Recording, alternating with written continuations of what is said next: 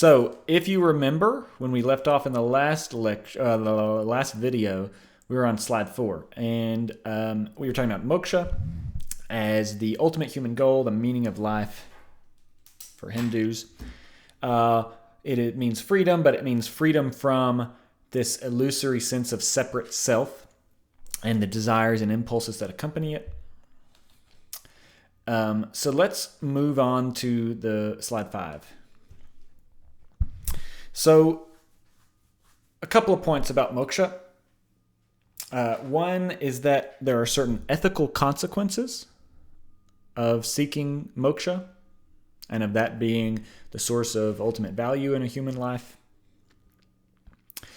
And the second point is not about the ethical consequences of seeking and attaining moksha, but about the ontological assumptions that go into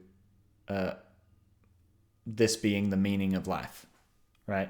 So the ethical consequences, that's, I'm doing this hand motion because it's kind of downstream. It's a consequence of this being the meaning of life.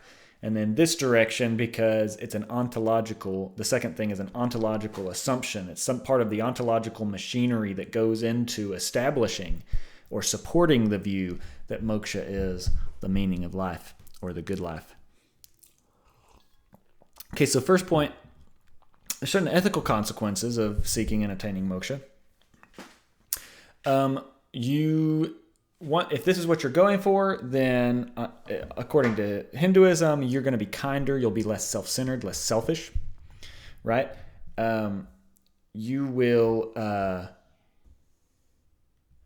This kind of makes sense. If you are trying to eliminate your sense of separate self, trying to get freedom from that sense of separate self, and if you buy into this claim that that's going to help you eliminate desires which are very self-centered and which assume that you are a separate self, then of course you're going to, any virtue or character trait that requires people to be more selfless, you'll be better at if you can get closer to moksha. Like, just think about the trait of selfishness, right? You'll have less of that, right? You will no longer be seeking to attain your own pleasure, to attain your own promotion. You'll be freed up to seek the well-being of those around you. Think about virtues like generosity. So generosity is a trait, let's call it the trait of, it's kind of governs your distribution of your own resources, right? You could be generous with lots of things, lots of kinds of resources, money, time, your house. It'd be hard to say exactly what generosity consists in, but that's kind of the general area. Go read Aristotle's Nicomachean Ethics if you want to know what generosity really is. But of course, if you are less focused on yourself and you become more convinced that there is not this separate self that needs to be promoted and protected, then of course you're going to be freer with your stuff, your resources, your money, your time, etc. Beneficence, of course, we kind of already talked about that with being less selfish. But think about even the virtue of courage. The virtue of courage, and think about it in its most kind of prototypical setting. Think about it on the battlefield, right? Fear of death is going to be one of those emotions that is very closely tied with this sense of separate selfhood. But if you think that that sense of separate selfhood is an illusion and you're trying to get away from it, and you do succeed in getting away from it, then of course you're going to be less concerned for your own safety, right? That's the safety of a thing that doesn't really exist, right, as a separate thing. And just to kind of re-hammer the point home, because Hindus are committed to monism, if you have a self, and I talked about this in the definitions video, the first video I made that did have sound, if you're committed to monism, then there is no separate self which is distinct from other things in the universe. Because remember, monism is the claim that, or the thesis that there is only one thing. There is no distinction in reality, right? So it's compatible with the claim that a self that you exist. But what it's incompatible with is the claim that you exist and other stuff that's separate from you exists, right? So if you exist, you're identical to anything else that exists.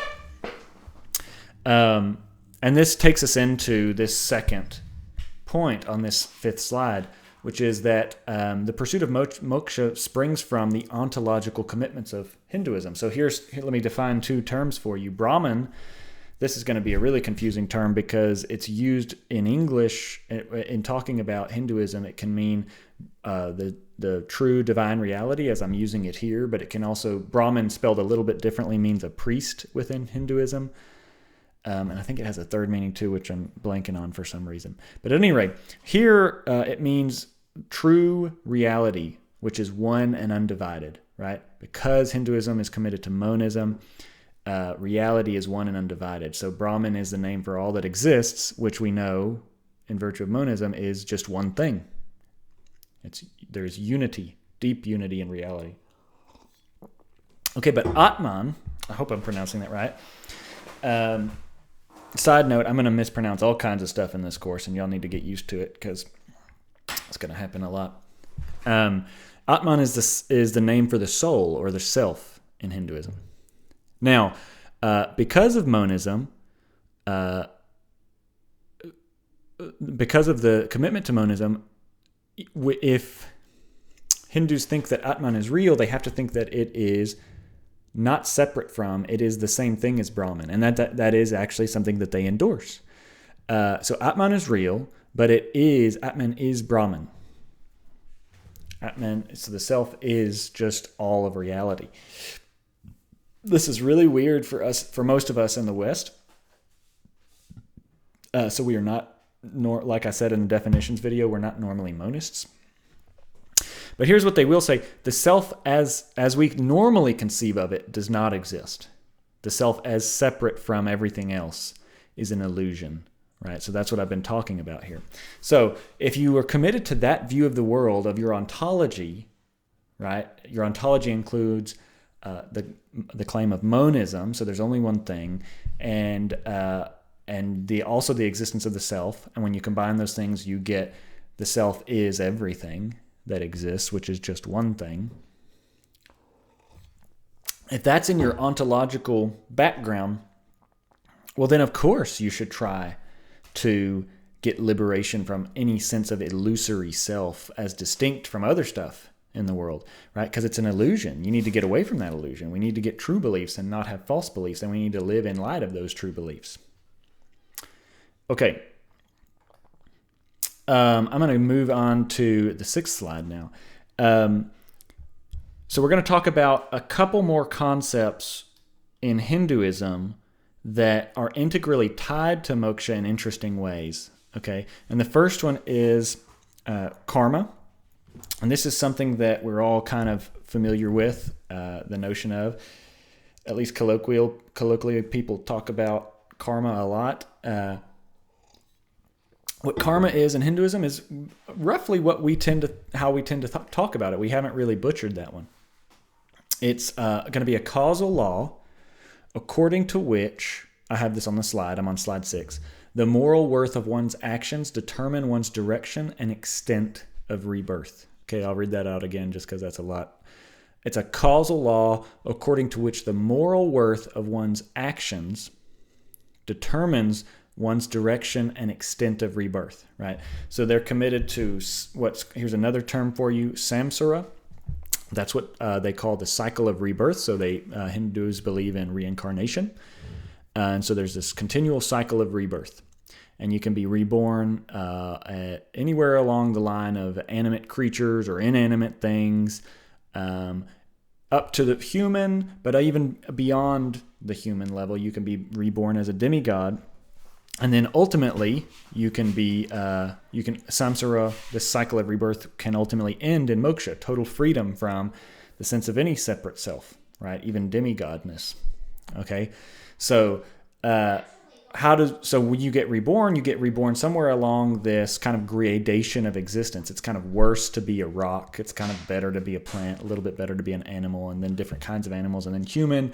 But then it's even better to be born as sort of like a demigod, and then it's even better to get out of this cycle altogether and achieve moksha, true moksha. But you can go both directions on this thing. You can go from human down to cat. There's a good Parks and Rec joke about this where Ron says, what is it he says? Socket wrench. He's like, oh yeah, I'd really like to be reborn as a socket wrench. At any rate, so what determines where you get reborn? Well, it's karma, right? And all that means is your actions have moral worth, right? And we all think this, that some people are better than others, right? And your actions can have moral worth in the sense of, someone who, even the same action externally can have different levels of moral worth. I think most people agree to this. So if someone visits their mom in the hospital in order to secure their inheritance versus someone visiting their mom in the hospital on her deathbed in order to comfort her, the latter action being the same action still has more moral worth than the first person who just does it for the inheritance. So anyway, the greater the moral worth of your actions, I guess sum total over a life, then the higher on this chain you'll be reborn, and the worse, then the lower down. Now, this is going to be important to distinguish karma from similar concepts in different religions. Karma is a causal law. Your book describes it as an ethical law, but really it's a causal law. It's like gravity, right? It's just part of the way the universe functions. So compare that to a view on which there are gods or a god who punish and reward according to the moral worth of people's actions. That's not what's happening in Hinduism. There are no god. Well, there are gods, but they're not there punishing people. You don't get reborn lower on the scale as a punishment from the gods, or higher on the scale as a reward from the gods. Karma is just a deep law of the universe, kind of like gravity. Okay, so that's interesting, I think. I think it's interesting that it's just this deep part of reality. Okay, so let's talk finally, I'm moving on to slide 7, about the caste system. Again, I think the caste system gets a little bit of a bad rap if you've read or heard anything about it. And Gandhi, for example, was pretty active in, I think, reforming a lot of the ways it was practiced in India. But so let's back up a little bit. We talked earlier about the different yogas, different kind of disciplines for achieving moksha. Now, one thing that you might ask yourself, how do we go about achieving moksha? Right? Is it just sort of like, as we live our lives, we try to eliminate those sort of emotions and desires which go along with this illusory sense of separate self? Gosh, man, that's a tongue twister. Is that what's going on? Do we just kind of try to think it through? And as I'm in traffic, I start to road rage, and then I'm like, whoa, I don't exist. And then I stop road raging. I think maybe that's part of it. Sort of just like kind of philosophical reflection on your non-existence as a separate self, apart from everything else, or put in more positive terms, philosophical reflection on your ultimate unity with everything else. That might be part of it, but there are within Hinduism, there are these different yogas or different disciplines for achieving different kind of ways or paths to achieving moksha. And some of them are what you would kind of expect or stereotypical of Hinduism if you think about the Beatles back there with their guru meditating and crap. There's Raja Yoga, and this is not on your slide, so you might want to write that down, R-A-J-A, which is a more meditative path, right? So you try to you try to kind of clear your mind of thoughts and desires and things like that. And then there is the yoga that we're familiar with, which is this sort of, let's see, what is it called? I'm blanking on the name. It's in your text. That's sort of like, we think of it as exercise type of yoga. But then finally, there are other paths or yogas, which are, I'm thinking of one in particular called karma yoga. And it is associated with fulfilling the duties of your social station. This is something that in the Bhagavad Gita, which is, on the grand scheme of things, one of the newer Hindu texts. It's not quite as old as the Vedas, for example. This is one of the things that's emphasized in that work. So in the Bhagavad Gita, which is a long poem, basically, there's a warrior prince who is, trying to decide whether he should engage in this war with, I think, his cousins. And he's in the chariot with his charioteer, and it turns out his charioteer is Krishna, who is a Hindu god. And he's trying to decide whether he wants to fight, and he ultimately decides, I think he's initially leaning towards not fighting. But Krishna tells him, this is one of the gods, one of the main gods within Hinduism, tells him, no, ultimately you need to fight because you're a warrior and you need to fulfill your social duty and in that way achieve perfection. And so the Bhagavad Gita is part of this tradition within Hinduism, according to which you can achieve perfection, even achieve moksha, by fulfilling your social duties and roles, right? So most people, even, are not in a place, whether in India or America or anywhere really, most people are not in a place where they can sit and meditate for 3 hours a day and engage in Raja Yoga and try to achieve moksha that way. But most people are in a place where they can fulfill the basic duties of their social station. And according to Hinduism, there are many different social stations. There's 5 main groups or castes, starting, and you've got this image on your PowerPoint screen with the Brahmins or the priests at the top, the warriors in the middle. I'm not going to try to use the Hindu names because I'm going to butcher them. And then there's your artisans at the 3rd tier down, the sort of servant class at the bottom, and in the Hindu texts they're associated with different parts of the body. And then at the bottom there are the untouchables who do all of this dirty, very lower order manual labor, cleaning toilets and stuff like that. Okay, now it's true, this is put in the order it's put in because the orders, the levels below get successively worse, right? So you're better if you're a Brahmin than if you're a warrior. But at the same time, it's also just a division of social duties and responsibilities and privileges. Obviously, warriors are, their duties revolve around war and battle, priests around, religious sacraments and things like that. And according to this tradition within Hinduism, karma yoga, according to the Bhagavad Gita, if you want to achieve perfection, if you want to get to moksha, then you need to fulfill the social duties of your social class, right? Just be a good warrior if you're a warrior. Be a good priest if you're a priest, right? You don't necessarily need to meditate all day. I want to draw one interesting connection before I peace out, and that's the Greek philosopher Plato conceived of the ideal society in a really similar way. And that's interesting because Plato would not have really had much direct influence on Hinduism or vice versa.